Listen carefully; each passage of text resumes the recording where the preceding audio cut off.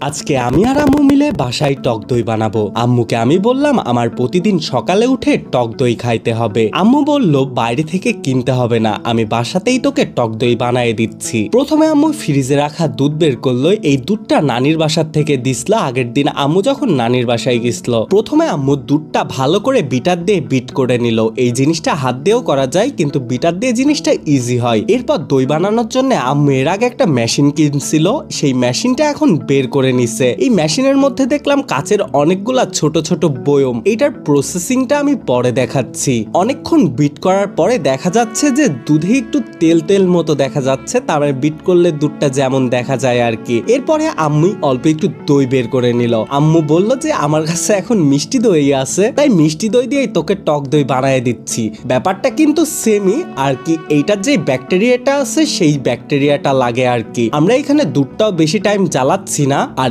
এর সাথে কোনো চিনি বা কোনো কিছু অ্যাড করব না, এর জন্য এই জিনিসটা টক দই হয়ে যাবে। আম্মু দইটা মিশানোর পরে জিনিসটাকে আবার বিট করে নিল। এরপর আস্তে আস্তে প্রতিটা ঢাকনা খুলে নিচ্ছে, যেই জারটা ছিল দই বানানোর জন্য।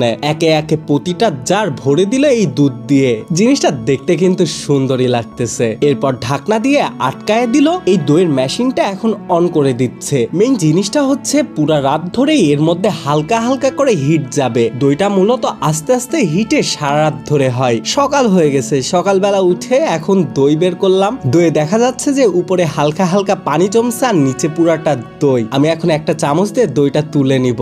আমি পুরা দইটা তুলে নিছি। কালকে রাত্রে আমি এই জিনিসটা দেখে রাখছিলাম, এইটার মধ্যে সব থেকে বেশি শর্ট ছিল, তার জন্য আমি এই দইটাই নিলাম। একদম টক দই। টাটা, আল্লাহ হাফেজ, দেখা হবে পরের কোনো ভিডিওতে।